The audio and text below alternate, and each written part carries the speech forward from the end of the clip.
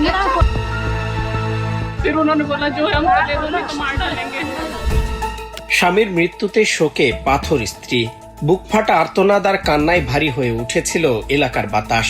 যারা সান্ত্বনা দিতে এসেছিলেন তাদের চোখেও পানি চলে এসেছিল এই দৃশ্য দেখে। কিন্তু কে জানতো এই বুক ফাটা কান্নার আড়ালেই অভিনয় করে পার পেতে চেয়েছিল এই ঠান্ডা মাথার খুনি।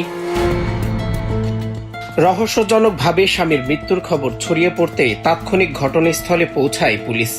এ সময় নিহতের স্ত্রীকে দেখা যায় বেসামাল অবস্থায়। তাকে দেখে বোঝা যাচ্ছে স্বামীহারার বেদনায় ভেঙে পড়েছেন তিনি। তার আহাজারি দেখে প্রতিবেশীরাও ভেবেছিলেন স্বামীর মৃত্যুতে তিনি হয়তো নিজেকেই শেষ করে দেবেন। मेरा सामान मैंने सब निकाल के दे दिया।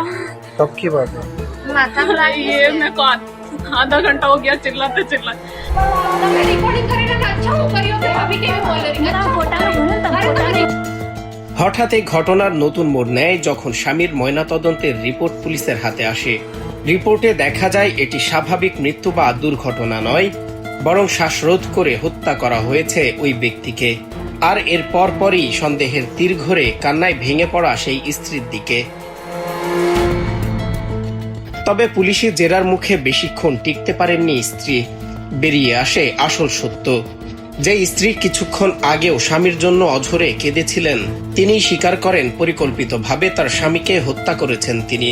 তবে এ ঘটনা পারিবারিক কলহ নাকি অন্য কোনো রহস্য, তা পুলিশ খতিয়ে দেখছে ঘটনার পেছনের আসল কারণ।